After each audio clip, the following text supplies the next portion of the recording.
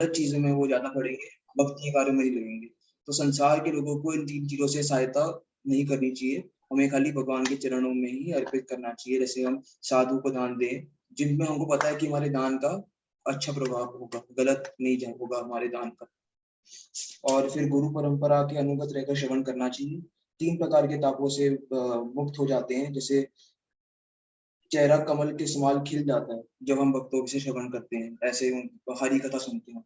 ये चर्चा होती, सबको अच्छा लगता है, सबको अच्छा देखने की इच्छा होती है, सबको अच्छा देखने की इच्छा होती है कि ऐसा सब में हम उनके गुण ही देखते हैं, दोष नहीं देखते भक्तों के। तो ये बताया था। इसके बाद तो उसके बाद आपने चैतन्य महाप्रभु का झारखंड का एग्जांपल दिया था, झारखंड में जाते हैं किस प्रकार से जो हिरण है, जो शेर है वो हिरण को खा जाता है, पर हम देख रहे हैं कि जब चैतन्य महाप्रभु झारखंड में जाते हैं तो किस प्रकार से जो हिरण है, शेर है, सब जितने ही पशु पक्षी हैं कुल मिलकर हरि नाम कीर्तन कर रहे हैं, संकीर्तन कर रहे हैं।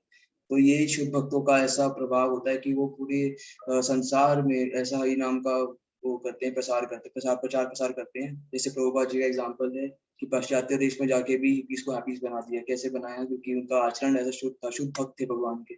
तो ऐसा ही हमारा आचरण होना चाहिए कि जहाँ जाए कृष्ण कृष्ण प्रचार प्रसार में लोगों को भक्त बनाते हैं। बस प्रभु जी, और बस यही था।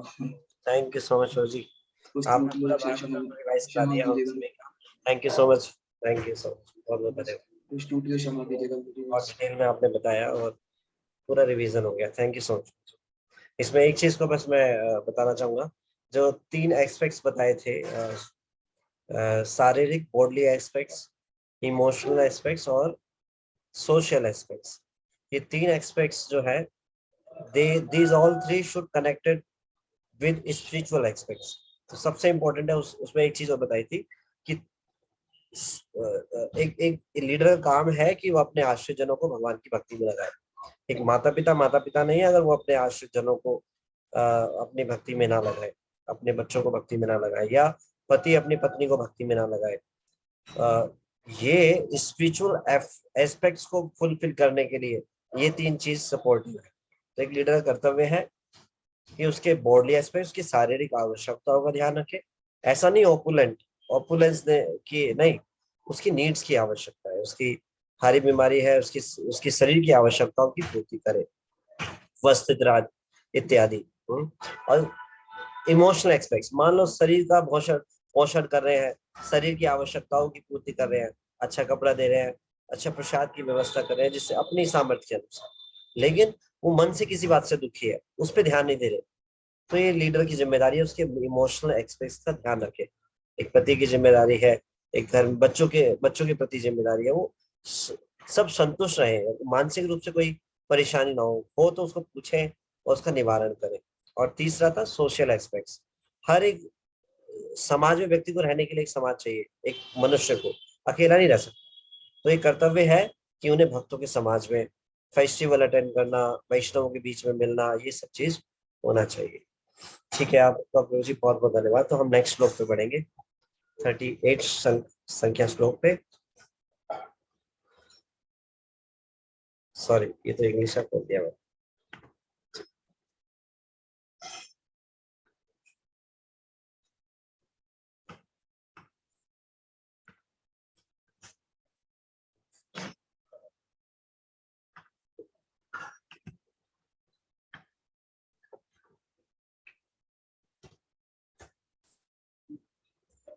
तो भगवान के बारे में बार बार, भगवान के ऐश्वर्य रूप सौंदर्य के बारे में रुक्मिणी मैया सुनती हैं सभा में बारंबार, और भगवान के प्रति आकर्षण उत्पन्न हो जाता है। तो हम यही इस बारे में चर्चा कर रहे थे कि एक जीवात्मा कैसे भगवान को प्राप्त करती है। जब जीवात्मा भगवान के बारे में श्रवण करती है तो उसके हृदय में आकर्षण स्थापित हो जाता है, भगवान के प्रति उत्कंठा उत्पन्न हो जाती है। तो हम यहाँ एग्जाम्पल से देख सकते हैं, रुक्मिणी मैया भगवान के बारे में श्रवण करती है और उनके प्रति आकर्षण जागृत कर लेती है। वैसे ये भी चर्चा की थी कि जो रुक्मिणी जी हैं वो भगवान की भार्या है, वो इटर्नल कॉन्सर्ट है भगवान, वो कोई साधारण जीवात्मा नहीं है, वो भगवान की शक्ति है, शक्ति तत्व है। तो लेकिन भगवान अपने दिव्य लीलाओं को संपन्न करते हैं हम सबके उद्धार के लिए। तो भगवान के बारे में सुन करके हम भी अपने हृदय में भगवान के प्रति आकर्षण जागृत कर सकते हैं। लेकिन सुनना बहुत ही महत्वपूर्ण क्रिया है और ये शुद्ध वैष्णवों के मुख से ही श्रवण करना चाहिए, ये बहुत महत्वपूर्ण है। तो 38वां श्लोक इस प्रकार है, का त्वां मुकुंद महति कुलशील रूपा विद्यावयो द्रविड़धाम अभिरात्म तुल्यम धीरापतिम कुलवती नाविनीत कन्या काले नरसिंह नरलोक मनो अभिरामम। हे मुकुंद, आप वंश चरित्र सौंदर्य ज्ञान युवावस्था संपदा तथा प्रभाव में केवल अपने समान हैं। हे पुरुषों में सिंह, आप सारी मानवता के मन को आनंदित करते हैं। उपयुक्त समय आ जाने पर ऐसी कौन सी राजकुल की धीर तथा विवाह योग्य कन्या होगी जो आपको पति रूप में नहीं चुनेगी। तो एक स्त्री जो है वो कैसा पति चाहती है? वंश बहुत अच्छा कुल होना चाहिए, चरित्र बहुत अच्छा होना चाहिए, सौंदर्य सुंदर होना चाहिए, ज्ञान होना चाहिए, युवा अवस्था होना चाहिए। मान लो किसी कन्या को बोले तुझे बूढ़ा पति मिलेगा, हाँ, जैसे चैतन्य महाप्रभु चैतन्य लीला में जो जब वो चैतन्य महाप्रभु जब अपने पौगंड लीला कर रहे थे तो वो शराब दे देते थे, जब तुझे बूढ़ा पति मिले इस प्रकार से। तो ये भागवतम, तो हमें यहाँ पे एक जो स्त्री है वो शेल्टर चाहती है, तो हम सब जीवात्माएं हम भी शेल्टर चाहते हैं। तो हम इसको समझ सकते हैं कि हर एक जीवात्मा शेल्टर चाहती है, और कैसी शेल्टर? जो परिपूर्ण हो। तो स्त्री के लिए जो पति है वो कैसा होना चाहिए? वो इस प्रकार से, आप वंश कुल में चरित्र में सौंदर्य ज्ञान युवावस्था संपदा तथा प्रभाव में केवल अपने समान है। तो कोई भी एक भी व्यक्ति ऐसा नहीं है संसार में जो वंश चरित्र सौंदर्य ज्ञान युवावस्था संपदा प्रभाव में भगवान के समान। तो भगवान के प्रति समर्पण कब आता है? कोई स्त्री किसी व्यक्ति को पति रूप में चुनती है कब? जब उसे आश्वासन हो जाता है कि हाँ, इसके कंपैरिजन में कोई और दूसरा नहीं, तब तक वो विवाह करना स्वीकार नहीं करती। तो हम सब जीवात्माएं, हम भगवान के अंश है और हम भगवान के सभी जो जीवात्मा है वो भगवान की स्त्री रूपा ही बोल सकते हैं। भगवान भोक्ता है और बाकी सब जो है स्त्री रूपा ही है। एक मात्र भोक्ता जो है वो भगवान ही है। तो हम सभी शेल्टर चाहते हैं। कैसी शेल्टर? जो परिपूर्ण शेल्टर हो। तो पहले तो ये पता होना चाहिए कि भगवान के समान कोई दूसरा नहीं। तो ये बहुत ही इंपॉर्टेंट बात बता रहे हैं रुक्मिणी भैया यहाँ पे कि हे कृष्ण, हे मुकुंद, आप वंश में चरित्र में सौंदर्य ज्ञान युवा अवस्था संपदा तथा प्रभाव में केवल अपने समान है। इसका मतलब क्या है? कोई अन्य है ही नहीं। किसी से कंपैरिजन करें तो कौन है? केवल आप ही है। तो भगवान का मतलब है षड ऐश्वर्यशाली जो है। भग मतलब ऐश्वर्य, मान मतलब जो उनको धारण करता है। तो केवल और केवल कृष्ण ही सारे ऐश्वर्य को पूर्ण रूप से धारण करते हैं। तो अगर पूर्ण रूप से भगवान में है तो इसका मतलब कोई और व्यक्ति नहीं है। तो मैया यही कह रहे हैं, रुक्मिणी मैया, कि केवल और केवल आप ही है और कोई है ही नहीं। तो ये जब भगवान के बारे में श्रवण करते हैं तब ये बात समझ में आती। जब तक शुद्ध भक्तों के मुख से नहीं सुनते ये बात समझ में नहीं आती। तो भगवान के शुद्ध भक्तों से श्रवण करने से क्या पता चलता है? ईश्वरः परमा कृष्ण सच्चिदानंद विग्रह अनादिर आदि गोविंद सर्व कारण कारणम। कौन है सर्व कारण? भगवान कृष्ण। केवल एकमात्र कृष्ण ही भोक्ता है, उनके अतिरिक्त कोई भोक्ता नहीं है। ये भक्तों के मुख से जब श्रवण करते हैं, भगवान के दिव्य कार्यकलापों को सुनते हैं, तभी पता चलता है। अब मान लो कोई किसी को बोल दे कि भगवान परम शक्तिशाली है, कोई मान लेगा? नहीं मानेगा। कैसे मानेगा? जब उनके शक्ति के कार्यकलापों को सुनेगा तभी तो मानेगा। अब जब भगवान के बारे में सुना, भगवान एक उंगली पर गोवर्धन पर्वत को 7 दिन उठा सकते हैं, उठाया भगवान, तो उसको लगेगा, एकदम से समझ में आएगा, अरे वाह, ये वास्तव में शक्ति अगर किसी में है तो ऐसी हो सकती। और जरा सा भी 1 इंच हिल नहीं रहा वो, और ऊपर से ताबड़तोड़ बारिश हो रही है। हाँ, किसके द्वारा? इंद्र के द्वारा। कैसी बूंदें गिर रही हैं, खंबे के समान। तो भगवान पे कोई प्रभाव नहीं पड़ता। तो भगवान के अद्भुत कार्यकलापों को सुनते हैं, श्रवण करते हैं, तब समझ में आता है। भक्तों के मुख से सुनते हैं तो पता चलता है कि हम तो एक विशेष देवी देवता को सबसे बुद्धिमान, सबसे शक्तिमान समझ रहे थे, बट ये तो भगवान की आराधना करते हैं, भगवान की सेवा करते हैं, ये भगवान के सेवक है। तो तब पता चलता है भक्तों के मुख से भगवान के षड ऐश्वर्य जो है वो अभूत, मतलब किसी से कंपैरिजन नहीं कर सकते। और सौंदर्य भगवान की रूप माधुरी का तो कोई पान करता है तो हमेशा उन्हीं को देखने की इच्छा रखता है। श्रीमद् भागवतम में ही गोपियां, जब भगवान वेणु गीत में जब भगवान जाते हैं वन की तरफ ग्वाल बालों के साथ बांसुरी बजाते हुए, गोपियां बोलती हैं, आंखों की सार्थकता है भगवान को देखना। गोपियां बोलती है, अक्षवणताम फलमिदम ना परम विधाम। अक्ष, जो अक्ष है, इनका जो फल है देखने का, अक्षवणताम फलमिदम न परम विधाम, इसका जो सबसे हाईएस्ट जो फल है देखने का, वो यही है श्री श्री कृष्ण बलराम को, भगवान को बांसुरी बजाते हुए वृंदावन को चारण करते समय उनको देखना, या भगवान श्याम सुंदर कृष्ण को देखना। तो सारा जो रूप, शक्ति, सौंदर्य, ज्ञान, धन, वैराग्य, यश भगवान में पूर्ण रूप से है। तो जब ये समझ में आ जाता है, जीवात्मा पूर्ण रूप से समर्पित हो जाता है। तो रुक्मणी मैया पूर्णतः कन्विंस है, कृष्ण के अतिरिक्त कोई अन्य है ही नहीं। तो जीवात्मा भी जब तक ये भगवान के शुद्ध भक्तों से श्रवण नहीं करेगा, तब तक ये बात समझ नहीं आएगी। भगवान के शुद्ध भक्तों से सुन करके ये बात समझ में आ जाती है।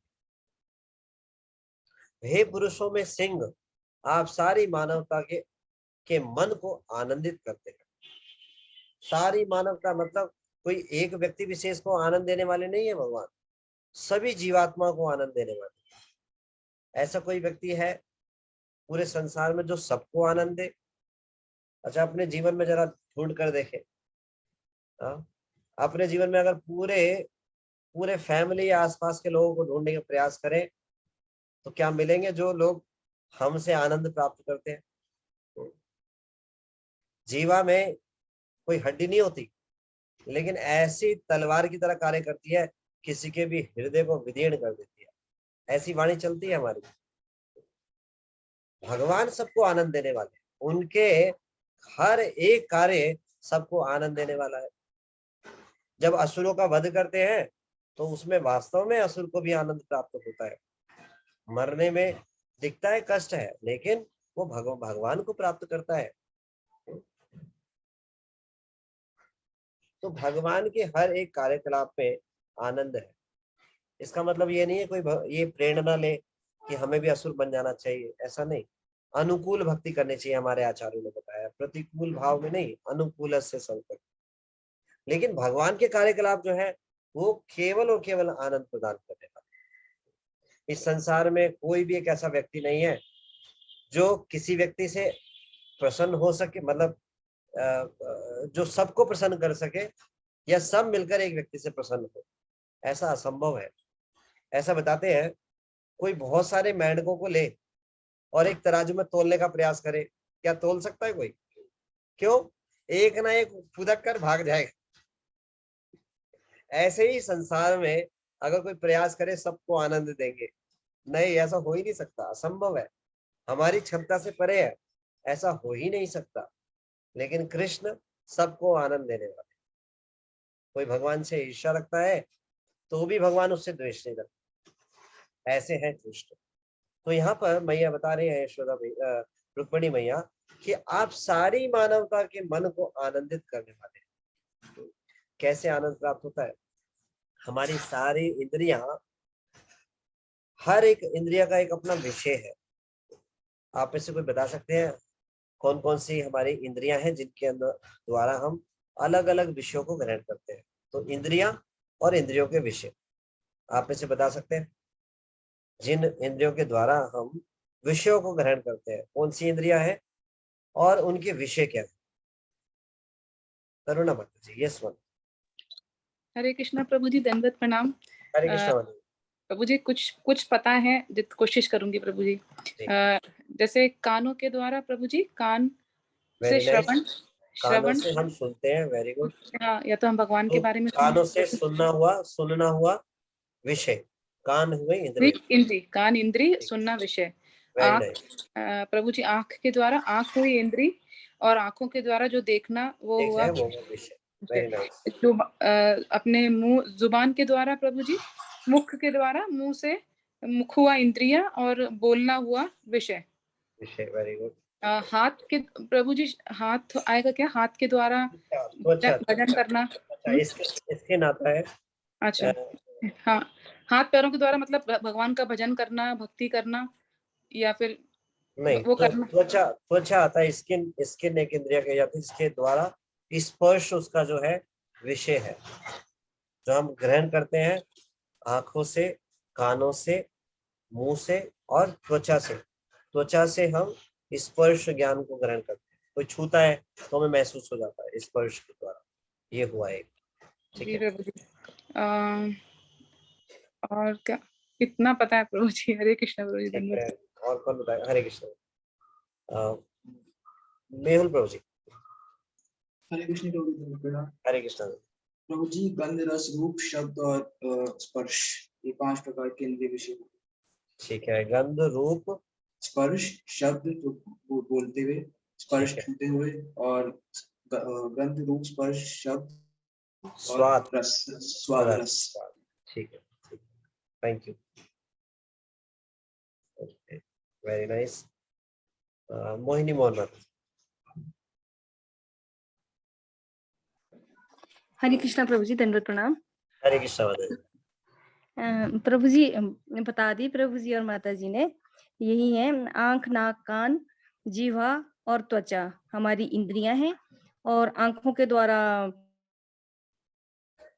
देखना, कानों से सुनना, जीवा से चखना, नाक से सूंघना और त्वचा से स्पर्श करना, ये हमारे इंद्रिय विषय हैं।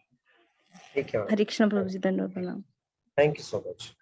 तो हम इंद्रियों के द्वारा वस्तुओं को ग्रहण करते हैं। आंखों से हम अच्छा देखना चाहते हैं। कोई भी ऐसा व्यक्ति नहीं है जो खराब देखना चाहता है। हर एक व्यक्ति अच्छा ही देखना चाहता है, अच्छी चीजों को ढूंढ रही है। तो कृष्ण को देखने से आनंद प्राप्त हो जाता है। आंखों की सार्थकता है कृष्ण को देख। कानों से सभी अच्छा सुनना चाहते हैं। तमोगुण रजोगुण में वो सोचते हैं ऐसा कि ये अच्छा है, लेकिन अच्छा है नहीं। वो गुण अच्छे को रहे, वो अच्छा है क्या? भगवान के बारे में श्रवण करना, इन कानों से श्रवण करना भगवान के बारे में, ये आनंद प्रदान करने वाला है। कोई जाने अनजाने में भी भगवान के नाम को सुने, उसको आनंद प्राप्त हो जाता है। जैसे दवाई कोई जाने अनजाने में भी ले, वो ठीक हो जाता है। ऐसे ही भगवान के नाम को कोई सुनता है तो आनंदित हो जाता है। तो ये बात प्रूफ होती है कि कानों के द्वारा जब श्रवण करेंगे भगवान के बारे में, आनंद मिलता है। तो मैया ये कह रही है, रुक्मिणी मैया, कि सब प्रकार से मन को आनंद करने वाले सारी मानवता को। तो मानव कैसे अपनी इंद्रियों के द्वारा आनंद ग्रहण करता है? इन इंद्रिय विषयों के द्वारा।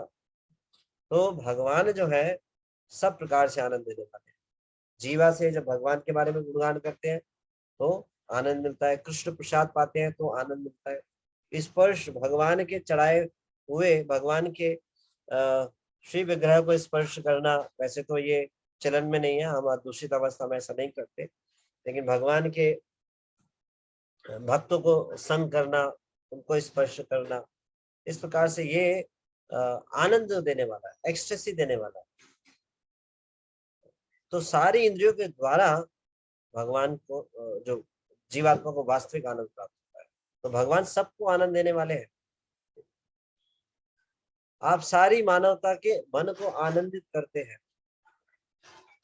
उपयुक्त समय आ जाने पर ऐसी कौन सी राजकुल की धीर तथा विवाह योग्य कन्या होगी जो आपको पति रूप में नहीं चुनेगी।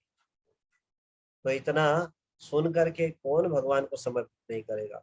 भगवान षड ऐश्वर्य से परिपूर्ण है और भगवान भक्त वत्सल है। अपने भक्तों के लिए भगवान कुछ भी करते हैं। तो भगवान के शुद्ध भक्तों के संग में जब आते हैं तो भगवान की ग्लोरीज को सुनते हैं और भगवान के विभिन्न कार्यकलापों को सुनते हैं, तो स्पॉन्टेनियसली जीवात्मा अपने आप को समर्पित कर देता है भगवान।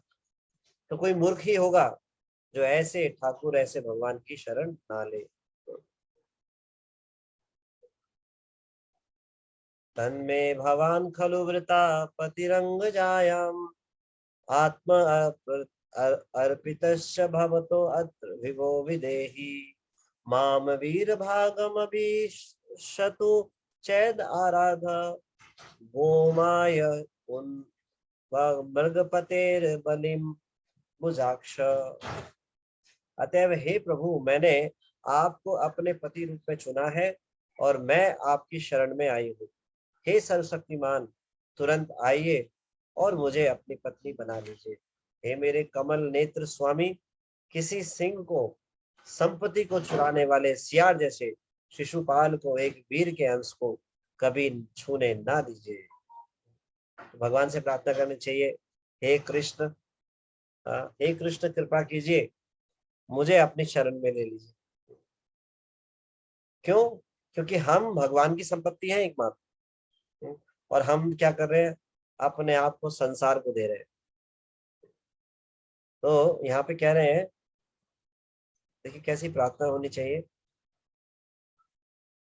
अतएव हे प्रभु, मैंने आपको अपने पति रूप में चुन लिया है अब, और मैं आपकी शरण में आई हूँ। तो जब सुन लेते हैं तो क्या भाव होता है?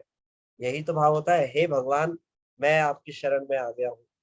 इतने जन्मों से इतनी बार इतनी योनियों में घूमता रहा, अब मुझे दुर्बुद्धि दीनहीन को ये पता चल गया है, आप ही मेरे एकमात्र स्वामी हैं।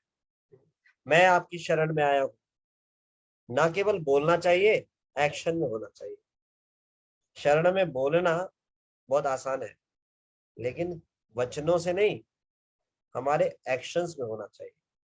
भगवान वचनों को कम देखते हैं, हृदय को ज्यादा देखते हैं। तो हमें अपने हृदय में इन बातों को धारण करना चाहिए। शुद्ध भक्तों से मुख से सुनते हैं कि हम भगवान के अंश हैं, तो जब पता चल जाए तो अंश के लिए ही कार्य करने चाहिए। जब अंश का कार्य है अंश की सेवा करना, तो केवल एकमात्र जब हम भगवान के लिए कार्य करेंगे तभी हम शरणागत कहलाएंगे, ऐसे नहीं। और शरणागत के लक्षण क्या है, कोई भक्त बता सकते हैं? शरणागति के 6 लक्षण क्या है? इसमें यस बोलिए। हरे कृष्ण। हरे कृष्ण। तो जी हरि भक्ति विलास के श्लोक से पता चलता है, ठीक है। अनुकूलस्य संकल्पः प्रतिकूलस्य वर्जनम रक्षस्यति इति विश्वासो गोप्तृत्व वर्णनम तथा आत्मनिक्षेप कार्पण्य षड्विधा। ठीक है, थैंक यू प्रभु जी, थैंक यू सो मच। तो 6 लक्षण है। हम शरणागत बोल तो रहे हैं, लेकिन हमारे एक्शन में 6 चीजें हैं, हमें विचार करना चाहिए। अनुकूलस्य संकल्प, भक्ति के अनुकूल कार्य को करना। इससे मतलब क्या है? भक्ति के अनुकूल स्थान में रहना, भक्ति के अनुकूल संग में रहना, और भक्ति के अनुकूल वस्तुओं को ग्रहण करना। ये बहुत महत्वपूर्ण चीज है। अनुकूल स्थान में नहीं है तो इसका मतलब भी शरणागति नहीं है। अनुकूल वस्तुओं को ग्रहण नहीं कर रहे, इसका मतलब शरणागति नहीं है। मान लो बिना भोग लगा खा रहे, अनुकूल वस्तु नहीं हुई ना। अनुकूल वस्तु है कृष्ण प्रसाद को ही पाना। इस प्रकार से अनुकूल वस्तु को ग्रहण करना और अनुकूल संग को ग्रहण करना। अनुकूल संग को ग्रहण नहीं करेंगे, कैसे भक्ति मार्ग? इसका मतलब शरणागति। अनुकूलस्य संकल्प, प्रतिकूलस्य वर्जनम, भक्ति के प्रतिकूल कार्य को त्याग देना। प्रतिकूल कार्य क्या है? जो आचार्यों ने डोंट्स बताए हैं, सिद्धांत बताए हैं भक्ति के नियमों का पालन करने में, वो सारे प्रतिकूल चीजें हैं। 4 नियमों का पालन करना, 4 नियम, सावधान रहना चाहिए, कभी भी ऐसे कार्य नहीं करना चाहिए जहां पर संभावना हो हम यहाँ जाएं या संग करें तो हमारे खतरे में पड़ जाएंगे। इस प्रकार से ऐसी कभी भी भक्त लोग जुआ नहीं खेलते, ये भी लाइफ में जुआ खेलना है। अगर 4 नियमों का ऐसी स्थिति में अपने आप को डाल लें जहां पर 4 नियम के टूटने की संभावना हो, तो भक्त लोग ऐसा नहीं करते। जैसे फॉर एग्जाम्पल, शास्त्रों में नियम बताया है किसी भी स्त्री से एकांत में नहीं मिलना चाहिए, पुरुष को स्त्री से, स्त्री को पुरुष से, है ना। इस प्रकार से कभी इस नियम को नहीं तोड़ना चाहिए, कभी भी एकांत में नहीं मिलना चाहिए। युधिष्ठिर महाराज ने ये नियम को स्थापित किया। जब कुंती महारानी उनसे मिलने आती है बात करने के लिए, तो द्वारपाल जाने लगते हैं, तो द्वारपाल को बोलते हैं वो बस उतनी दूरी पे खड़े हो जाइए जहां तक वो बात ना सुनाई दे, अदरवाइज रहिए यहीं पर। इस प्रकार से श्रील प्रभुपाद जी जब अपनी बहन से बात करते हैं तो उनके सारे शिष्य, सन्यासी शिष्य भी जाने लगते हैं, तो प्रभुपाद जी बोलते हैं नहीं, आप यहीं बैठ जाइए। तो हमारे आचार्य और ये इस बात को सिखाते हैं कि हमें किस प्रकार से अपने आप को दृढ़ता पूर्वक सिद्धांतों का पालन करना चाहिए। तो कभी भी पर स्त्री पर पुरुष के साथ ऐसे कभी भी ऐसा ना हो कि हम उनके साथ अकेले। मात्रा सुहत्रा दुहत्रा विविकता स्वेन नाम अवेद, बलवान इंद्रिया गामो विद्वान अपि कर्षक। शास्त्र इस प्रकार से बताते हैं, माता, माता मतलब मैया, अपनी खुद की जन्म देने वाली जननी, सुहत्रा दुहत्रा अपनी बहन और पुत्र के साथ भी साथ सटकर नहीं बैठना चाहिए, एकांत में कभी नहीं होना चाहिए एकांत। क्यों? इंद्रिया इतनी बलवान है, जो विद्वानों को भी, जो जानता है नहीं करना है, उसको हर कर ले जाती है। तो कभी भी ऐसी प्रतिकूल अवस्था में नहीं डालना चाहिए अपने आप को जहां पर हमारे ये नियम की संभावना भी हो, तो कभी भी ऐसी सिचुएशन में डालना चाहिए। या ऐसे लोगों के बीच में जाना जो पीने वाले लोग हैं, शाम को पार्टी का प्लान बनाया है और हम वो लोग उनके साथ जा रहे हैं, क्या पता वो लोग किसी कोल्ड ड्रिंक में मिलाकर दे दे, कुछ भी कर दे, संभावना है पूरी। तो ऐसी जगहों पे नहीं जाना चाहिए। इस प्रकार से मैं एग्जांपल देकर एक दो बता रहा हूँ। तो हमें किसी भी प्रकार से ऐसे स्थान, प्रतिकूल स्थान पे नहीं होना चाहिए जहां पर भगवान का विस्मरण हो जाए, जहां पर भक्तों का संग ना हो, ऐसे स्थान पे नहीं जाना चाहिए। और कई बार प्रचार के लिए हम लोग रिस्क लेते हैं। मतलब एक एग्जांपल, हम लोग का मतलब, मैं ये नहीं मैं सबके लिए बोल रहा हूँ, मैं जस्ट उसको बोलने की उस दृष्टि से बोल रहा हूँ, ये मेरे पे एप्लीकेबल होता है। जैसे हम प्रचार करने के लिए भी हम जाए और ऐसे स्थान पे चले जाए जहाँ पे नहीं जाना चाहिए। एक बार श्रील प्रभुपाद जी ने भक्त लोग बुक डिस्ट्रीब्यूशन करते करते अमेरिका में 4 नियम धड़ल्ले से टूटते हैं। तो एक बार ऐसे बार में पहुंच गए जहां पर रात को बिल्कुल माया नगरी है, वहां पर बुक डिस्ट्रीब्यूशन के लिए पहुंच गए। तो श्रील प्रभुपाद जी ने बोला, माया से डायरेक्टली पंगा नहीं ले सकते, ऐसे स्थान पे जाएंगे तो क्या होगा, माया बिठा कर रख लेगी, माया के पाले में जाएंगे। हाँ, तो प्रचार कितना करें, जैसे कबड्डी का गेम होता है, कबड्डी जब दूसरे पाले में जाते हैं तो अपनी सामर्थ्य के अनुसार उतने ही देर दूसरे पाले में रुकते हैं जितना कि हम अपने आप को बचा सके। तो क्या करें, कबड्डी कबड्डी कबड्डी कबड्डी कबड्डी कबड्डी कबड्डी कबड्डी करके जाए और जैसे ही सांस टूटने जाए भाग कर वापिस आ जाए। तो ऐसी भक्तों करना चाहिए, अपनी साधना के बल पे या अपने में इतना वो नहीं होना चाहिए कॉन्फिडेंस कि हम दूसरे को भक्ति बनाएंगे। हमें तो प्रयास करना है, बस श्रील प्रभुपाद जी की पुस्तकों को पहुंचाना है, भक्तों से कनेक्ट करना है, वरिष्ठ वैष्णवों से, ये प्रयास करना है। वो भी किस बल पे, जितनी क्षमता है उतना।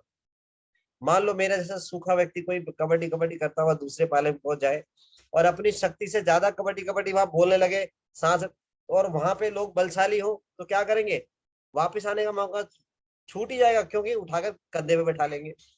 शक्ति तो नहीं है उतनी, वो बलवान है, तो क्या करेंगे, आने की उम्मीद ही खत्म हो जाएगी। तो माया बड़ी शक्तिशाली है, तो हमें माया के पाले में जाकर प्रचार नहीं करना चाहिए। सामर्थ्यवान भक्त ही ऐसा कर सकते हैं, आचार्य ऐसा कर सकते हैं, जैसे श्रीला प्रभुपाद जी।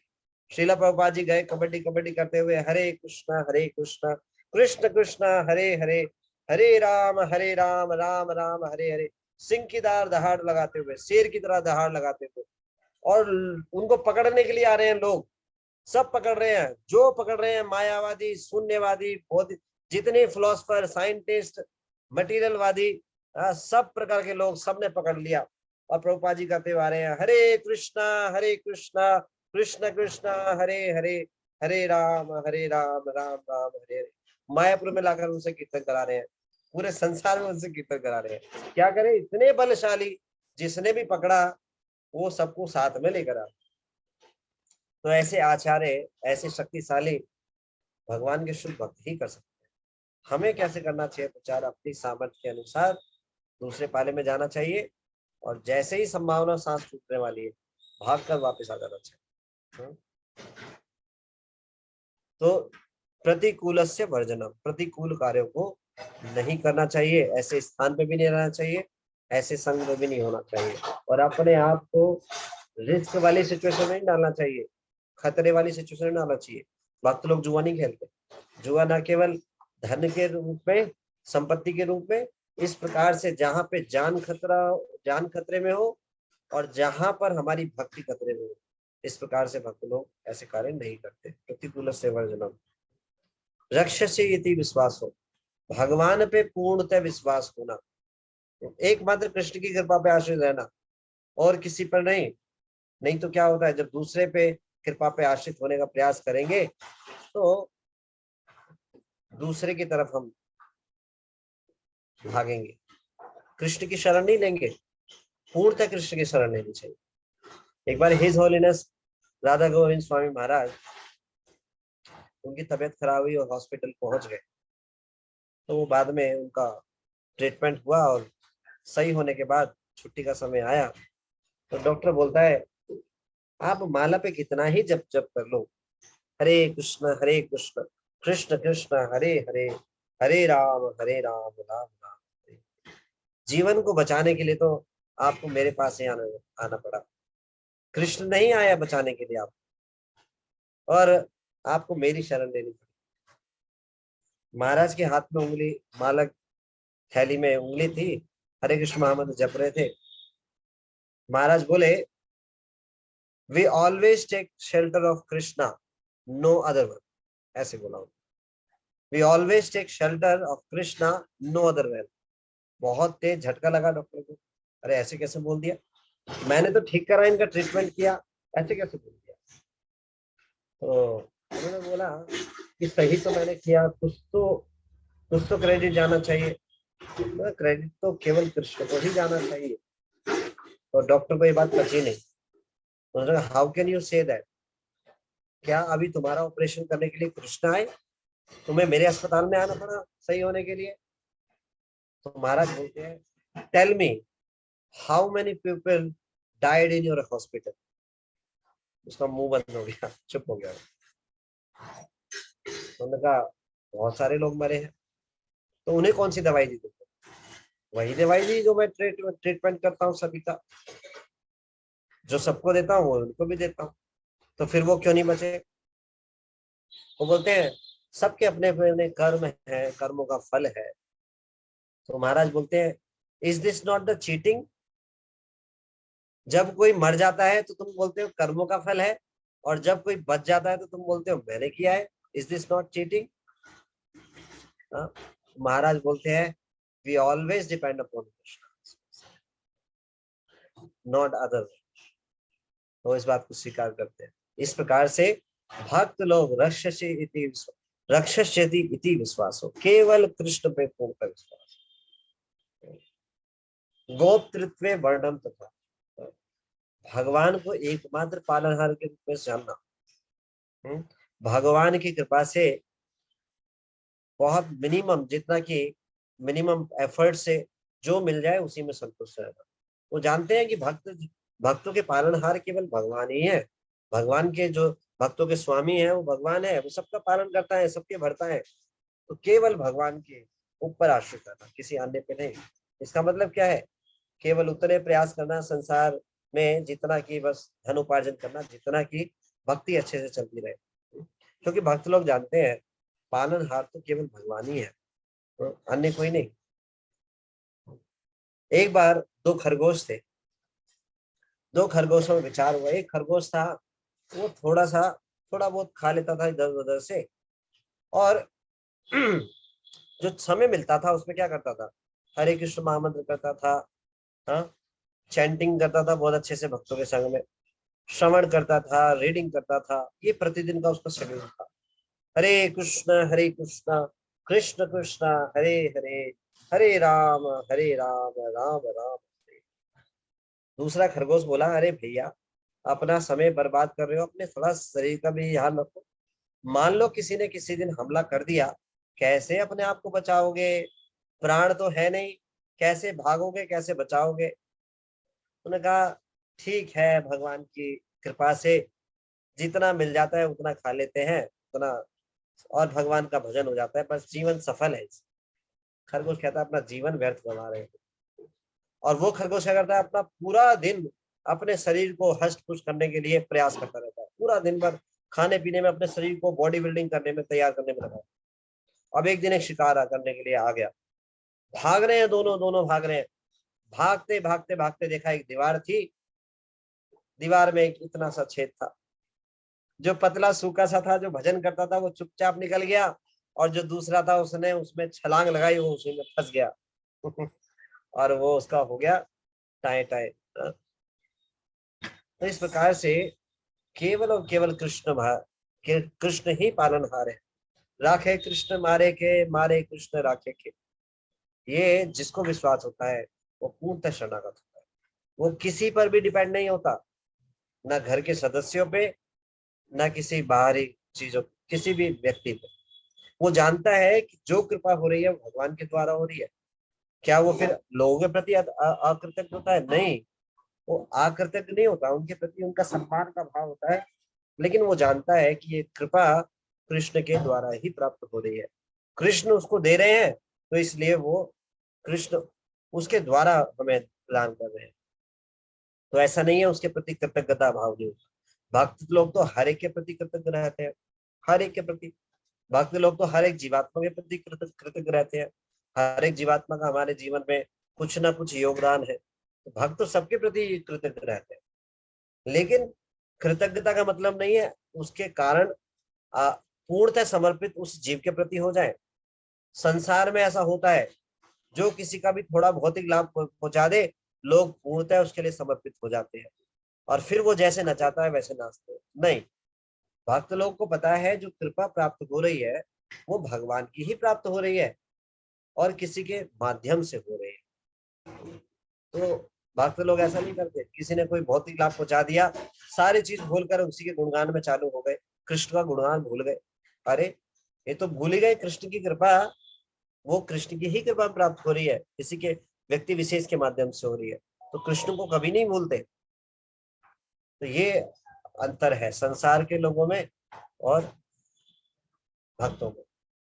एक बार मैं देख रहा था, एक योगा कैंप लगा था, एक विशेष योग गुरु हैं, तो उनका योगा करने से एक विशेष फायदा हो गया। तो माता जी बोलती हैं, योग गुरु को बोलती हैं, आप ही मेरे लिए भगवान। बताइए, भगवान किसी को भी बोल देंगे, जो थोड़ा भी मटीरियल लाभ पहुंचाएगा उसको ही भगवान बोलते हैं। ये भक्तों की अंडरस्टैंडिंग, भक्तों को तो क्लियर ट्रांसपेरेंसी है, वो जानते हैं इस बात को। जो भी कुछ जीवन में हो रहा है, जो कुछ भी पालन हो रहा है, वो भगवान के द्वारा ही हो रहा है। क्यों? क्योंकि एकमात्र स्वामी जो है, भरता है, वो कृष्ण है। ये शरणागति के लक्षण है। इसलिए आत्मनिक्षेप, पूर्णतः भगवान की वो आत्मसमर्पित करते हैं। जैसे भगवान रखें, जैसे चाहे भगवान रखें, बस एकमात्र इच्छा होती है भगवान केवल अपने चरणों में रखना, अपनी सेवा में लगा रखना। और कैसा भाव होता है? छठा, कार्पण्य, दीनता का भाव। हमेशा भक्त लोग डाउन टू अर्थ रहते हैं, कभी भी फूल का कप्पा नहीं होते। भगवान की भक्ति भी प्राप्त हो जाए तो ये बहुत विशेष बात है, ये कोई आसान बात नहीं है। कृष्ण भक्ति रस भाविता मति, कृष्ण भक्ति रस भाविता मति, जो भगवान की भक्ति करने की जो बुद्धि है ये प्राप्त हो जाए, ये बहुत बड़ी कृपा है। ये चैतन्य चरितामृत के मध्य लीला 8वें अध्याय के 17वें श्लोक में ये रूप गोस्वामी जी ने ये श्लोक लिखा है, वैसे रेफरेंस तो नहीं याद आ रहा। कृष्ण भक्ति रस भाविता मति विकृते यदि कुतो अपि लभ्यते, ऐसा बताते हैं। यस प्रभु। क्रियताम कुतो अपि लभ्यते, ऐसी जो बुद्धि है, जो ऐसी भाव है, जैसे ही मिले उसको तुरंत प्राप्त कर लेना चाहिए, खरीद लेना चाहिए। विक्रेता मतलब उसको परचेज कर लेना चाहिए। क्यों? क्योंकि ये कोटि जन्म सुकृति से भी प्राप्त नहीं होती। तो इसलिए जो भक्त लोग हैं हमेशा दीनहीन भाव में रहते हैं कि भगवान की बहुत बड़ी कृपा हुई है कि भगवान ने अपनी शुद्ध भक्ति मुझे दी, भगवान ने अपनी भक्ति मुझे दी। तो ये 6 लक्षण है शरणागति के। तो अगर कोई इस भाव में होकर के भगवान को चुनता है अपने जीवन का एकमात्र लक्ष्य, तो भगवान उससे प्रसन्न हो जाते हैं।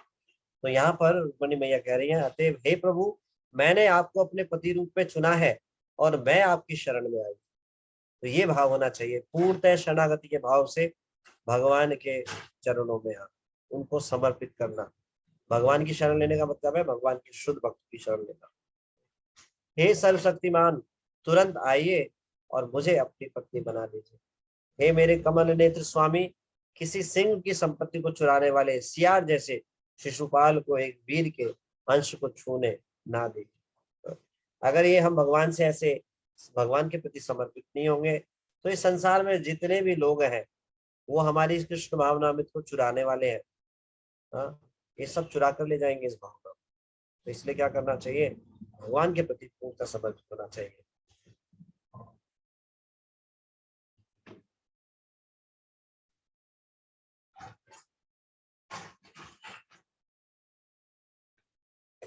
पूर्तेष्ट दत्त नियम व्रतदेव विप्रा, गुरु अर्चन आदि भी अलम भगवान परेशा, आराधितो यदि गद अग्रजेत पाणिम, बृहतु में नादम घोष सुतादयो अन्य।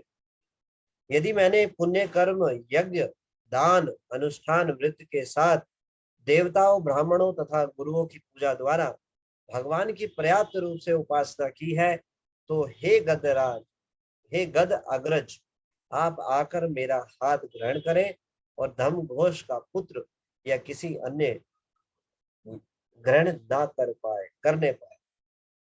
भगवान को प्राप्त करना है तो हमें इनको संतुष्ट करना होगा।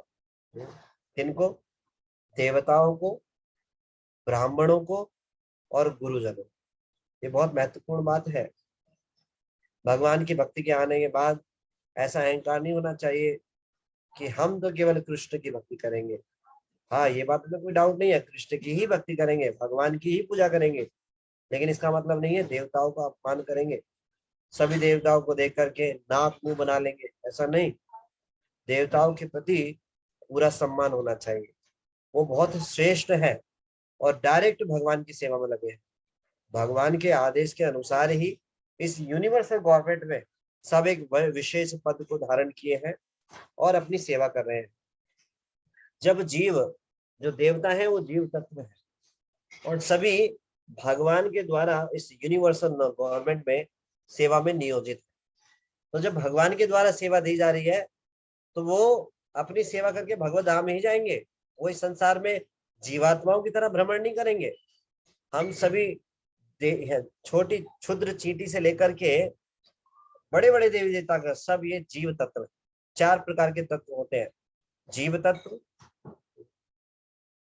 शिव तत्व, शक्ति तत्व और विष्णु तत्व। तो जीव तत्व जो है चींटी से लेकर ब्रह्मा जी तक जो है सब जीव तत्व है। तो जो जीव तत्व है वो भी देवता बन सकते हैं। एक विशेष यज्ञ अनुष्ठान को कर करके, जैसे 100 अश्वमेध यज्ञ करो तो इंद्र बन जाते हैं। इस प्रकार से अलग अलग अनुष्ठान करके देवी देवता बना जा सकता है। और कि सभी जीवात्माएं कितनी बार देवी देवता बने हैं इसका हमें तो याद नहीं है, लेकिन भगवान को पता है। ऐसा शास्त्र बताते हैं सभी जीवात्माएं हर एक शरीर को धारण कर चुकी हैं 84 लाख योनियों को। ये मनुष्य शरीर मिलता है 84 लाख योनियों में भ्रमण करने के बाद। लेकिन विशेष परिस्थिति में किसी जीवात्मा ने भगवान का नाम सुना है येन केन प्रकार, तो जल्दी भी मिल जाता है, नहीं तो 84 लाख योनियों में घूमकर ही मिलेगा। तो ये बार बार जो है इस शरीर जो है चक्र चलता रहता है। तो शिव जितने भी देवी देवता हैं जो भगवान द्वारा विशेष सेवा में नियोजित है, तो वो कोई साधारण नहीं है, भगवान के भक्त हैं और शरीर छोड़ने के बाद भगवान के धाम को ही प्राप्त करेंगे। तो क्योंकि भगवान के द्वारा सेवा में नियोजित है। तो इसीलिए देवी देवताओं का अपमान नहीं करना चाहिए। देवी देवताओं को देख करके हर्षित होकर प्रणाम करना चाहिए कि कितने गंभीर भक्त हैं, भगवान की डायरेक्ट सेवा प्राप्त करे हुए भक्त हैं। तो उनके प्रति आदर भाव होना चाहिए, सम्मान होना चाहिए। पूजने की संस्कृति नहीं चाहिए, ऐसा आचार्य नहीं बताते या ना भगवान स्वयं, लेकिन सम्मान करना चाहिए सदैव ब्राह्मणों का तथा गुरुओं का। ब्राह्मणों और जो वैष्णव है, हर एक वैष्णव के साथ हमारा जो संबंध है वो मृदुल होना चाहिए। ऐसा नहीं कि हम कुछ वैष्णव के साथ अच्छा व्यवहार करें, कुछ के साथ ना करें। किन वैष्णव के साथ अच्छा व्यवहार करते हैं? जो वैष्णव हमें हमारी प्रशंसा करते हैं। प्रभु जी बहुत संग में मजा आता है, वो भक्त तो बड़े अच्छे हैं। कौन से भक्त? प्रभु जी वो वाले भक्त जो है, ये वाले भक्त ना, ये बड़े अच्छे हैं। क्यों अच्छे? क्योंकि जब मिलो जब प्रशंसा करते हैं, इसलिए अच्छा लगता है। और जो भक्त हमारी कमी बताते हैं, प्रभु जी बस मन नहीं लगता मुझे उनके साथ, वो कोई भक्त थोड़ी ना है, वो भक्त नहीं है। ऐसी प्रवृत्ति होती है हमारी। हम ऐसे लोगों को चुनते हैं जो हमारे मन की बात करे। भक्तों में भी ऐसे भक्तों को चुनेंगे जो भक्त भक्ति में तीव्रता से गंभीरता से भक्ति कर रहे हैं। वहां तो मन नहीं लगता, ना नाम में मन लगता, ना श्रवण में मन लगता, ना पढ़ने में मन लगता।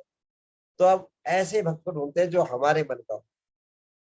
कहते ना, मुझे कहावत याद नहीं आ रही है, तो हमारी ऐसी जोड़ी बनाने का प्रयास करते हैं। भक्तों में भी उन भक्तों का संग करना चाहिए जो तीव्रता से गंभीरता से भक्ति करते हैं, जो ढीली ढाली भक्ति करते हैं। ऐसे भक्तों को संग देना चाहिए, लेना नहीं चाहिए। भक्तों में भी 3 प्रकार के संघ है। कनिष्ठ, भक्तों में भी 3 प्रकार की कैटेगरी है, कनिष्ठ, मध्यम और उत्तम। उत्तम वैष्णव जो है वो सब जीवात्माओं को तारने की क्षमता रखते हैं। शास्त्र युक्ति सुनिपुण दृढ़ श्रद्धावान, उत्तम अधिकारी से तारे ये संसार। यही है प्रभु जी श्लोक। बड़ी शास्त्र युक्ति सुनिपुण दृढ़ श्रद्धा यार। शास्त्र युक्ति सुनिपुण दृढ़ श्रद्धा यार, उत्तम अधिकारी से तारे संसार। जो उत्तम अधिकारी भक्त हैं वो इस संसार को तारने की शक्ति रखते हैं। ऐसे भक्तों का संग करने में एक कठिनाई है, हमारे अहंकार को मूसल के अंदर मूसली के डालकर कूटा जाएगा। आप बताइए किसी को डाल करके कूटा जाए कितना कष्ट होगा। इसलिए ऐसे वैष्णवों का संग अच्छा नहीं लगता। बहुत दर्द होता है, बहुत दुख होता है, आंसू आते हैं, रोना आता है। क्यों? अहंकार को डालकर कूट कर डाला जाता है, बिल्कुल कूटा जाता है। ऐसा ही होता है, इसीलिए अच्छा नहीं लगता। लेकिन जो हमें शुद्ध करते हैं ऐसे परमहंस उत्तम वैष्णव ही करते हैं, जो हमारे अहंकार की नहीं चलने देते। वो बताते हैं यहाँ पर अहंकार था, यहाँ पर उड़ रहे हो। कैसे? बिना पर के। मान लो किसी के पर हो तो उतरने की उम्मीद है ना, क्योंकि मान लो चिड़िया है, चिड़िया अगर उड़ेगी ऊपर तो उसको आता है उतरना भी। अब जिसके पर नहीं है, मान लो कोई आंधी आई और वो उड़ जाए तो क्या होगा? जैसे ही गिरेगा एक भी हड्डी नहीं बचेगी, टूट जाएगा। तो हमारा ऐसे ही हाल है, हमारे अंदर कोई शुद्धता नहीं है। जरा सी प्रशंसा होते ही फूल की कुप्पा हो जाते हैं और तुरंत दिमाग चल जाता है, फिर किसी को कुछ नहीं समझते।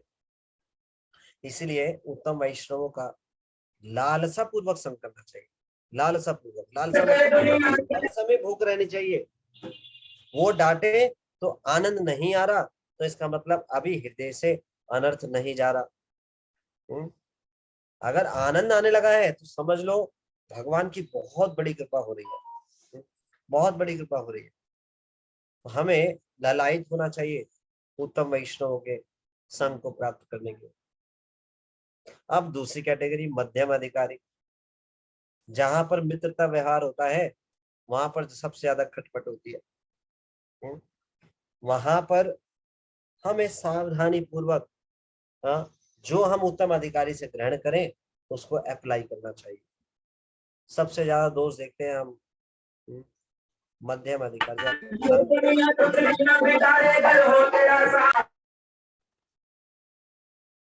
तो सबसे ज्यादा दोष दृष्टि होती है हमारी, अनर्थ जब तक हमारे हृदय से नहीं जाते और हम बारंबार वैष्णव प्राप्त करते हैं, ईर्ष्या करते हैं ऐसे वैष्णवों से, द्वेष करते हैं और फिर भक्ति हमारी ढीली ढाली हो जाती है।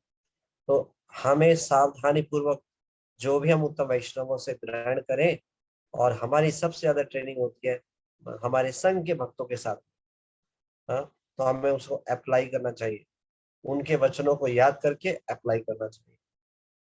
कनिष्ठों के बीच में कठिनाई इसलिए नहीं होती क्योंकि उन्हें हमारे अनर्थ की नहीं पता। वो हमें सोचते हैं महान उत्तम वैष्णव, अरे वाह, ये यही है असली असली वैष्णव, तो यही है जिसने मुझे समझा है, बाकी कोई नहीं समझ पाया। तो वहां पे जाना आनंद आता है। वो जाते हैं तो सम्मान करते हैं, दंडवत देते हैं, पंचांग प्रणाम करते हैं। जब कहीं घर पहुंच जाओ तो फूल माला अर्पण करते हैं, फूल वृष्टि करते हैं। इस प्रकार से बहुत आदर के साथ व्यवहार करते हैं। वहां पर हमारे, अगर हमने उनका दिया हुआ गुरु को समर्पित नहीं किया तो हमारे अनर्थ बनेंगे। तो कनिष्ठों के बीच में जाएं किस प्रकार से, पोस्टमैन के कि मैं कौन हूं। एक बात याद रखनी चाहिए, एक बार एक गधा था। एक गधा जब रास्ते पे निकलता है तो क्या करते हैं, सब चिल्लाते हैं, हा हा ही करते हुए, डंडा लेकर पत्थर मारेंगे, डंडा मारेंगे, सब कुछ करेंगे। तो वो एक गधा बेचारा ऐसे ही था, पूरे जीवन भर डंडे ही खाए, पत्थर ही खाए। रास्ते पे जा रहे थे, बड़े दुखी थे, बड़े कलेश थे मन में। एक साधु जा रहे थे बराबर में भगवत गीता लेकर के, सोचा थोड़ा गधे का भी उद्धार हो जाएगा, थोड़ा भार कम हो जाएगा, तो गधे के ऊपर भगवत गीता रख दी। जैसे ही भगवत गीता रखी और गधा आगे जाने लगा, देखा सबने, सब प्रणाम करने लगे, सब देख करके प्रणाम, दंडवत प्रभु जी, हरे कृष्णा, सबने देख करके प्रणाम किया। कुछ समय बाद लगना लगा गधे को, अरे मैं तो विशेष हो गया, सब तक तो सब पत्थर मारते थे, डंडे मारते थे, इसका मतलब कोई विशेष बात है मेरे में। तो बड़ा जो है अहंकार हो गया। आगे गए, साधु महात्मा का अपना गंतव्य आ गया, उन्होंने भगवत गीता उतार कर वो ले गए अपना। अब वो गधा वापस आने लगा, वापस आया तो फिर डंडे, फिर पत्थर। क्या अंतर था, उसको प्रणाम नहीं हो रहा था, वो भगवत गीता को प्रणाम हो रहा था। तो जो कोई भगवान का नाम का आश्रय लेता है, लेना शुरू करता है, तो उसको ये प्रशंसा, यश, ये सब मिलने लगती है। तो हमें ये नहीं सोचना चाहिए ये हमारा है, हमारा कुछ भी नहीं है। उसी गधे की तरह याद करना चाहिए कि मैं तो वो गधा ही हूँ। ये तो सारे उपदेश हैं जो मेरे गुरु के हैं, जो मुझे बता रहे हैं, और मैं उसको अभी ठीक से पालन भी नहीं कर पा रहा हूँ, कोशिश कर रहा हूँ। तो जो प्रणाम कर रहे हैं, सम्मान कर रहे हैं, जो भी प्रशंसा कर रहे हैं, वो मेरी नहीं है, वो गुरुदेव की है, सारे आचार्यों की है। तो कनिष्ठों के बीच में जाए तो इस भाव से जाए। किस भाव से, अगर वो सम्मान करते हैं, कुछ भी प्रशंसा करते हैं, तो तुरंत उसको गुरु को अर्पण करना चाहिए, इस भाव से जाना चाहिए। तो अगर ऐसे जाएंगे तो हम बचे रहेंगे सावधानी से, और सभी प्रकार के वैष्णवों को संतुष्ट कर पाएंगे। उत्तम वैष्णव, मध्यम और कनिष्ठ, तीनों प्रकार के वैष्णवों को संतुष्ट कर सकते हैं। तो हमारा ध्येय यही होना चाहिए, मना कया वाक्या करे वैष्णव संतुष्ट। वैष्णवों को संतुष्ट करना चाहिए वाणी से, वचनों से, अपने कर्मों के द्वारा। ये बहुत महत्वपूर्ण है। और यहाँ पे तीसरा बताया गुरुओं की पूजा। साक्षात हरित्वेना समस्त शास्त्र, ये भी शास्त्रों का, सभी शास्त्रों का कथन है कि जो गुरुदेव है वो भगवान के समान। he is a personal deity for each every disciple, मतलब जो डिसाइपल है, वो जो गुरु है उनके, वो उनके पर्सनल डीटीज के समान ही समझो। भगवान उनके साथ गुरु के माध्यम से डायरेक्टली पर्सनल आदान प्रदान कर रहे हैं। तो गुरुओं को संतुष्ट करना सबसे इम्पोर्टेंट बात है। प्रहलाद महाराज की प्रार्थनाओं में 7वें स्कंद के 9वें अध्याय के अंत के कंक्लूजन में जब नरसिंह देव भगवान बोलते हैं क्या मांगते हो, चलो मांगो, तो प्रहलाद महाराज बोलते हैं वणिम न याचे, मैं कोई वणिक नहीं हूँ जो व्यापारी हूँ जो आपकी स्तुति की इसलिए स्तुति की कि आपसे कुछ प्राप्त कर लो। फिर भाई भगवान बोलते हैं कि चलो ठीक है, वो बोलते हैं फिर जब मैं कुछ तो वरदान दूंगा, तो क्या वरदान मांगते हैं? अपने गुरु की सेवा मांगते हैं, मुझे बस दे दीजिए कि मैं अपने गुरु की सेवा जन्म जन्मांतर तक करता हूं। तो ये इम्पोर्टेंट है, वो जो गंभीर भक्त हैं, जो इस बात को जानते हैं, वो केवल एक ही बात मानते हैं। अच्छा, एक और इम्पोर्टेंट बात याद आ रही है, पहला, इस संसार में जो आसक्ति है वो ठीक नहीं है, लेकिन ऐसा बताते हैं, श्रीमद् भागवत में बताया गया है, प्रसंगम अजरम पाशम आत्मनः कवयो विदु साएव साधु सुकृतो मोक्ष द्वार अपावृत। इस संसार में जो आसक्ति है वो बांधने वाली है, लेकिन वही आसक्ति जब भक्तों से हो जाती है तो वो संसार के भवबंधन से मुक्त करने वाली होती है।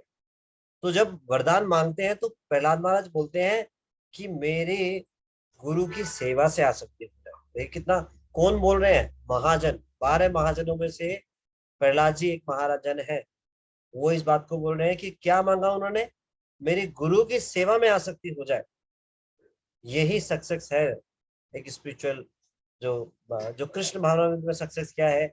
यही कि गुरु के वचनों से आसक्ति होना, गुरु की सेवा से आसक्ति होना। जो गुरु से इस प्रकार से आसक्त है, उनके वचनों से, उनकी सेवा से, वो भगवान को इजीली पसंद कर लेता है। ये बहुत ही इम्पोर्टेंट है। तो गुरुओं को, वैष्णवों को और देवताओं को क्या करना चाहिए? उपासना उनकी करनी चाहिए। कैसे? यदि मैंने पुण्य कर्म यज्ञ दान अनुष्ठान व्रत के साथ, तो हमारे लिए क्या है?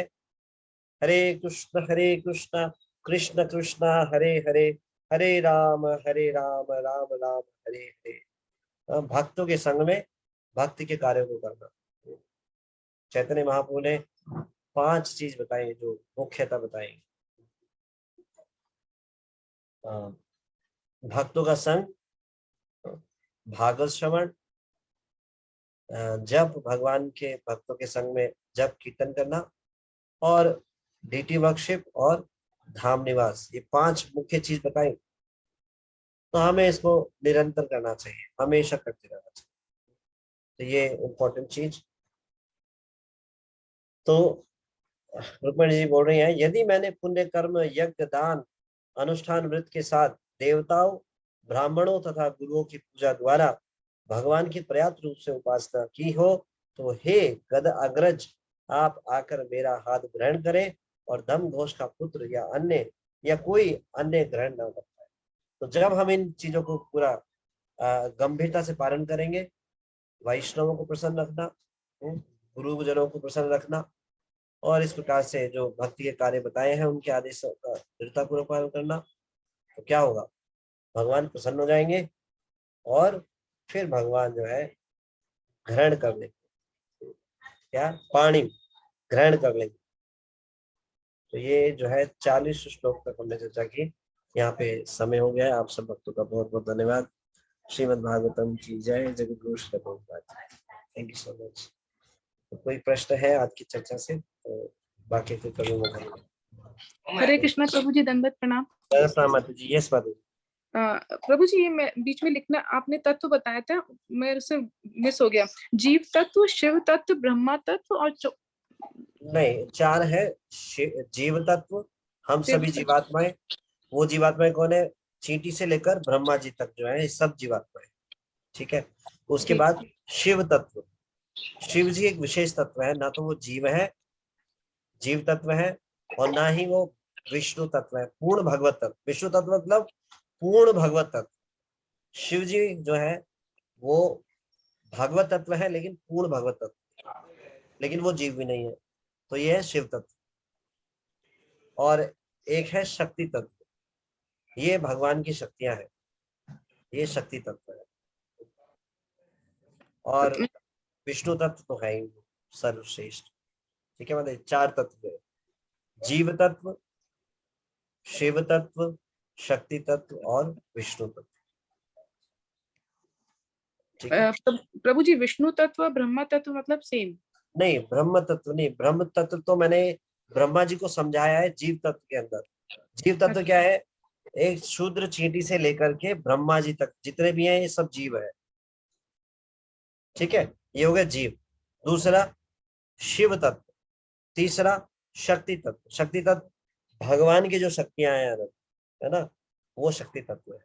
जैसे भगवान की बहिरंगा शक्ति, हाँ, भगवान की अंतरंगा शक्ति, इस प्रकार से है भगवान की शक्ति, है ना। और फिर विष्णु तत्व, 4 तत्व के बारे में। ठीक है मैडम जी प्रभु जी, थैंक यू प्रभु जी। दूसरा प्रभु जी 1 सेकंड प्रभु जी, मुझसे मिस हो गया था। वाणी कार्य किस तरह से हमको रहना चाहिए अपने वाणी से, कार्य से? मना काया वाक्य। मन मतलब मन से, अपने मन में भी वैष्णव के प्रति खराब विचार न लाए। अगर कोई गलती भी कर दे, कोई अगर हो सकता है जानबूझकर भी कर रहा हो, तो ऐसा सोचना चाहिए कि भगवान की विशेष योजना से हो रहा है। भगवान ऐसा कर सकते थे कि अभक्त को माध्यम बनाते मेरे पाप कर्मों का फल देने के, लेकिन क्योंकि भगवान मुझे अभक्तों के बीच में नहीं ले जाना चाहते, ना ही मेरे को संसार में लेके जाना चाहते हैं, इसीलिए भगवान ने जो मेरे कर्मों का फल है वो भक्तों के माध्यम से दिलवाया। तो ये भगवान की विशेष योजना से हुआ। तो मन से भी भक्तों के बीच बारे में गलत न सोचना। वाचा, उनके बारे में कभी खराब ना बोलना, किसी की निंदा ना करना, हाँ, किसी मुंह से किसी से भी निंदा ना करना। ये हो गया वचनों से। हमेशा वैष्णव के साथ मधुर वाणी से। चाटुकारिता नहीं, मान लो जैसे किसी को गाना ही नहीं आता, वो सुन करके ऐसा लगता है बिल्कुल खराब है, कब चुप हो। मन मन में तो ऐसा हो रहा है, लेकिन बोल रहे प्रभु जी आप बहुत बढ़िया गाते हो, आपने तो कमाल कर। इस प्रकार से ना हो, है ना। जेन्युइनली जो बात है वो ऐसा, है ना। ऐसा नहीं उनका अपमान भी करे, यार क्या खराब गाते हो, है ना, ऐसे किसने बोल दिया तुम्हें गाने के लिए, ऐसे भी नहीं। इस प्रकार से अगर कोई मतलब वचनों से संतुष्ट करना, चाटुकारिता नहीं बोला जा रहा, जो जेन्युइन बात है उस प्रकार से बोलना और वैष्णवों के गुणों को बोलना इस प्रकार से। चाटुकारिता मतलब जहां कोई हमारा उल्लू सीधा करना हो, कुछ काम निकालना हो, तो वैष्णवों की चाटुकारिता करें, जो चीज है भी नहीं वो भी बोले, इस प्रकार से नहीं, है ना। उनको वचनों से संतुष्ट करना, मधुर वाणी, इस प्रकार से। और काया, अपने काया के द्वारा उनकी सेवा करना, जितने भी यथासंभव कर सकते हैं उतना। मना काया वाक्य। ठीक है ना। जी प्रभु जी, थैंक यू प्रभु जी, दंडवत प्रणाम। Thank you, Hare Krishna. देवेंद्र भारद्वाज। हरे कृष्णा प्रभु जी, दंडवत प्रणाम। हरे कृष्ण। यस प्रभु। प्रभु जी बाकी आपने बहुत अच्छा बता रहे हैं प्रभु जी, सब समझ में आ रहा है। प्रभु जी एक चर्चा हुई है देव देवताओं के बारे में, जी जी। और इस चर्चा में ये आया है कि वे भगवान के सेवक हैं और हमें उनका सम्मान करना चाहिए। निश्चित रूप से हम सम्मान करते ही हैं, सभी वैष्णव तो सभी का सम्मान करते हैं। और चर्चा ये आई है कि प्रभु जी उसके बाद वो फिर भगवत धाम जाएंगे। क्या हम ये समझें कि देव देवता निश्चित रूप से फिर वहां से भगवान धाम जाएंगे? यस प्रभु जी, जब भगवान किसी भी जीव को डायरेक्ट सेवा दे रहे हैं और लगा रहे हैं, तो भगवान इस बात की जिम्मेदारी लेते हैं। सर्वधर्मानुपरित्यज्य माम एकम शरणम व्रज। एक तो जीव है जो जीवात्मा 84 लाख योनियों से घूम करके उस पद को प्राप्त कर रहा है।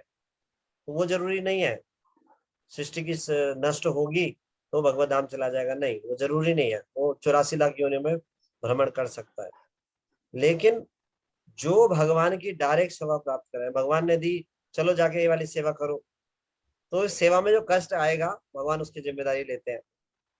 यही मतलब है ना, सर्वधर्मानुपरित मामेकं शरणं व्रज। भगवान के कहे अनुसार वो एक विशेष सेवा को कर रहे हैं, तो इसलिए वो 100% भगवत धाम जाएंगे, क्योंकि वो डायरेक्टली भगवान के द्वारा आदेशित सेवा प्राप्त करके सेवा करते हैं। तो दो प्रकार की से पद को प्राप्त करते हैं देवी देवताओं को। एक, सृष्टि की संरचना हो रही है, भगवान एक जीव को लगा रहे हैं एक विशेष सेवा में, और एक जीव जो है भ्रमण करके कुछ यज्ञ अनुष्ठान करके देवी देवता के पद को प्राप्त कर रहा है। तो दोनों है, एक कृपा है और एक अपने बल पे कर रहा है।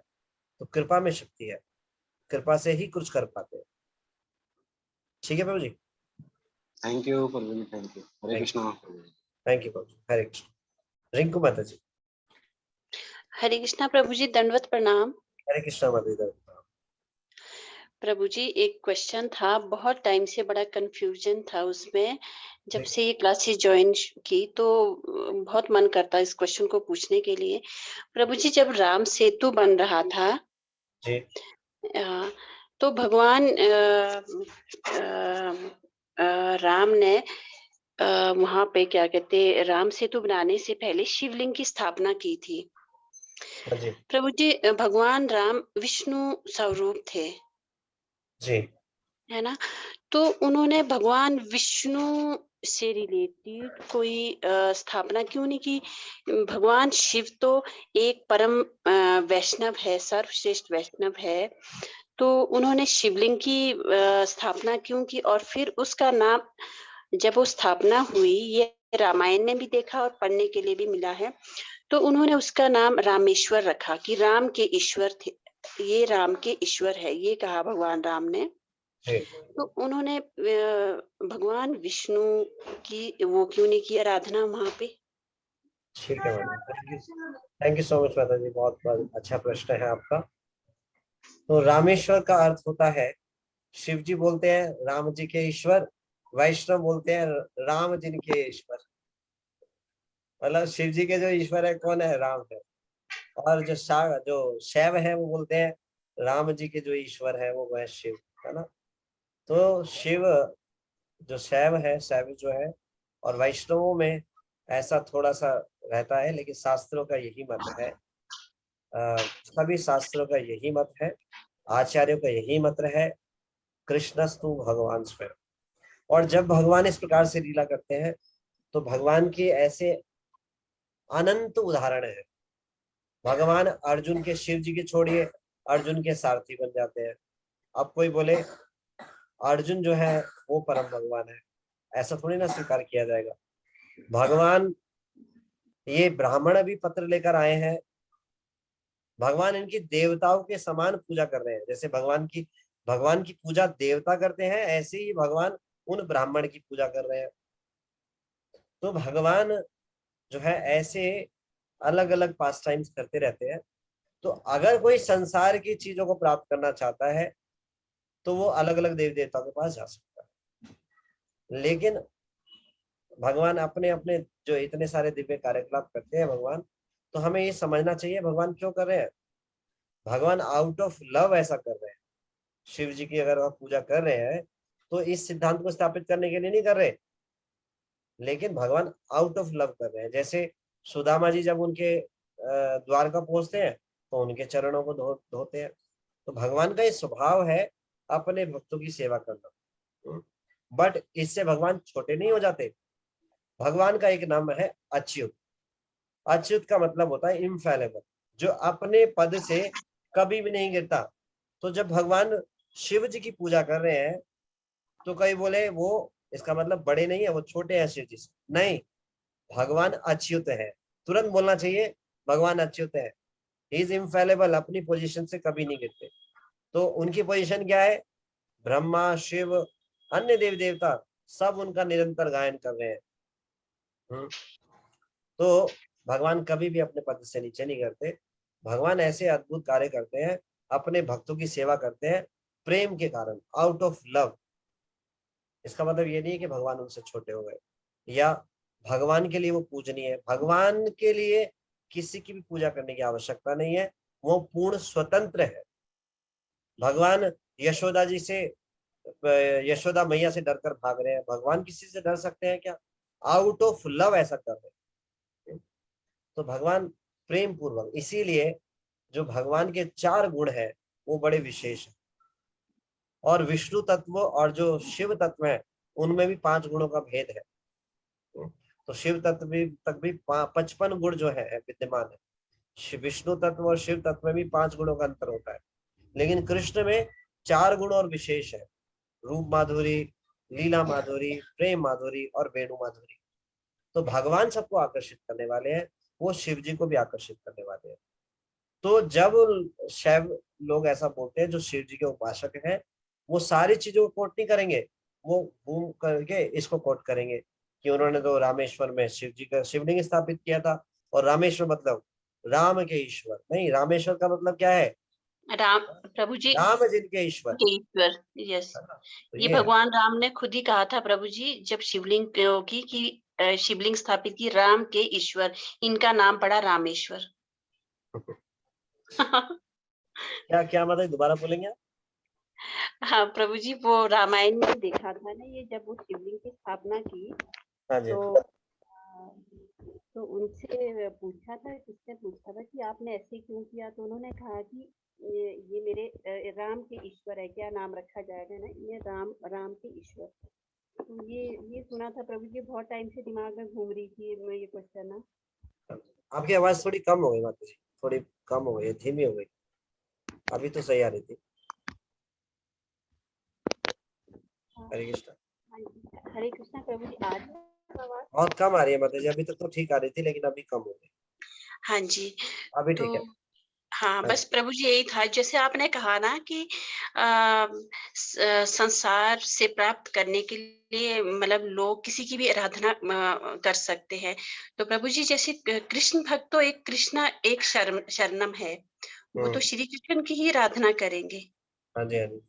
इसके बीच में आपने ये कहा ना भी कि भी नहीं, संसार से प्राप्त करने के लिए आदमी किसी की भी आराधना मैं कर सकता है। इसीलिए कह रहा हूँ कि क्योंकि जो भगवान है वो किसकी आराधना करेंगे? उन्हें प्राप्त करने के लिए किसी की आवश्यकता नहीं है ना, संसार के लोगों को आवश्यकता है, इसलिए अलग अलग देवी देवताओं के पास जाते हैं।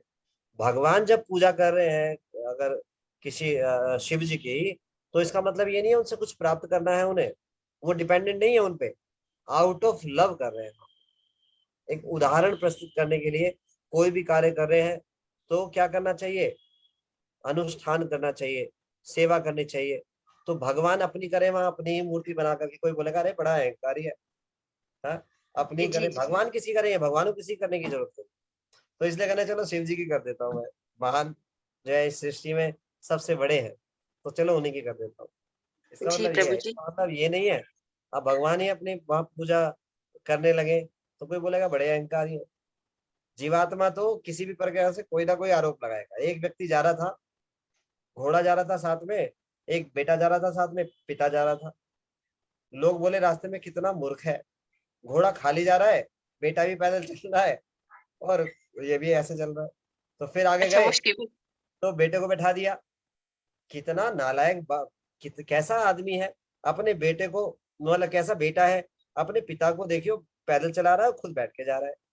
आगे गए, खुद उतर गया, पिताजी को बैठा दिया। कितना बुरा, कितना बेशरम बाप है, ये बच्चे को पैदल लेके जा रहा है, खुद चढ़ के जा रहा है। कैसे भी नहीं छोड़ते लोग तो, जी किसी भी जी तरीके प्रभु से कुछ जी। करते। इसीलिए ये स्टोरी प्रभु जी भगवान शिव जी और नंदी महाराज की भी सेम है ऐसी।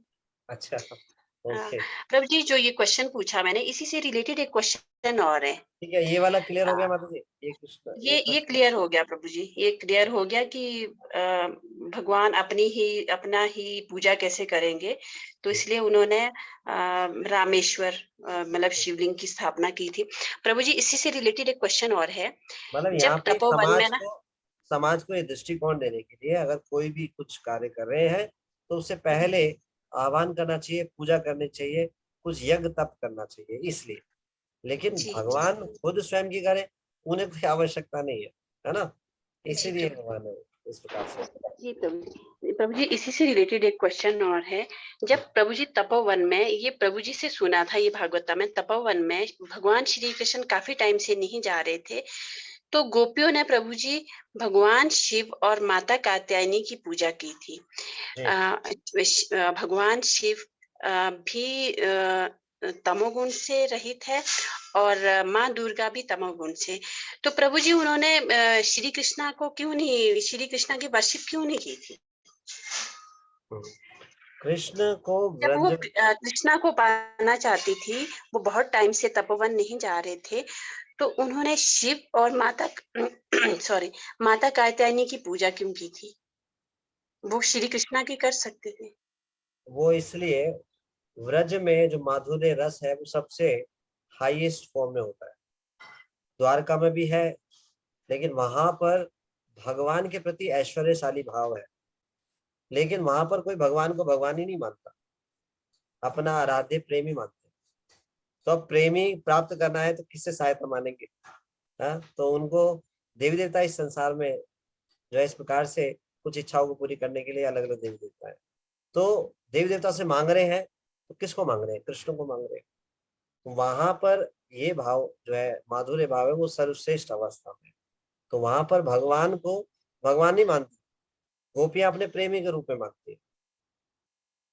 ठीक है माता जी? जी जी प्रभु जी एक क्वेश्चन और प्लीज। प्रभु जी दो तीन क्योंकि नरसिंह कवच का भी जो टाइम है तो चलो किसी और दिन पूछूंगी। हम एक ग्लास कर लेते हैं। यस माता जी। हाँ प्रभु जी, ब्रह्मा के एक दिन में 7 मनमंत्र होते हैं। जी माता जी। जी ये प्रभु जी मैंने परसों के लेक्चर में ठीक सुन पाए। 14 मनमंत्र होते हैं माता जी, 7 नहीं 14, 14। अच्छा, एक दिन में 14 होते हैं, एक मनमंत्र में 71 क्या होते हैं प्रभु जी? चतुर्युगी जैसे कलयुग, चतुर्युगी जैसे कलयुग, कलयुग, द्वापर, त्रेता और सतयुग को मिला दें तो एक चतुर्युग होता है। ऐसे 71 चतुर्युग होते हैं तो एक मनु बनता है।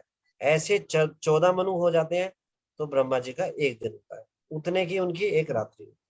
सहस्त्र युग पर्यंतम अहदो ब्राह्मणों विदु, ऐसा बताया है श्रीमद् भगवत गीता में। ब्रह्मा जी के जो दिन की गणना बताई है। जी प्रभु जी। जी थैंक यू प्रभु जी, thank you so much. Thank you. Hare Krishna प्रभु जी। प्रिंस प्रभु जी। प्रणाम प्रभु जी। टाइम है क्या अभी हमारे पास? हाँ प्रभु जी, एक ले सकते हैं फिर।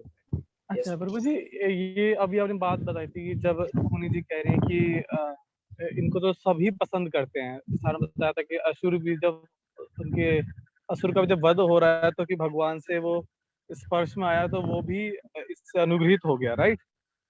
हाँ, इसका मतलब है असुर भी जब भगवान के द्वारा असुर को मारा जा रहा है तो उससे भी उनको बाद में क्या हो रहा है, उनको आनंद प्राप्त हो रहा है। जैसे पूतना का वध किया भगवान ने, उनको धात्री का पद प्रदान किया।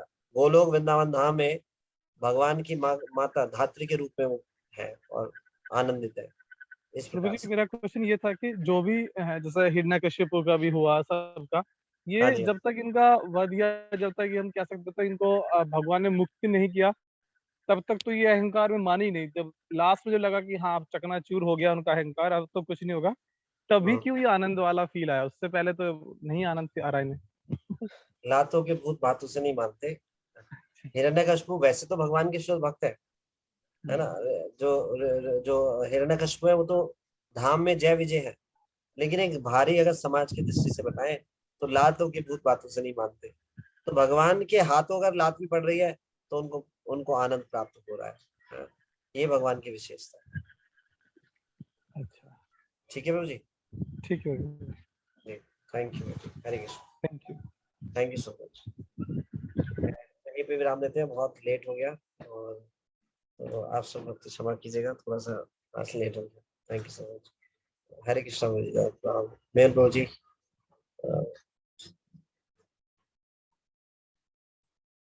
ठीक है, thank you all the devotees. Hare Krishna. विराम देते हैं। हरे कृष्ण प्रणाम। सॉरी प्रभु जी। यस प्रभु जी, थैंक यू प्रभु जी, आपका message thank you. Hare Krishna. Thank you so much, Prabhuji. Hare Krishna, Prabhuji. Thank you so very much, Prabhuji, for this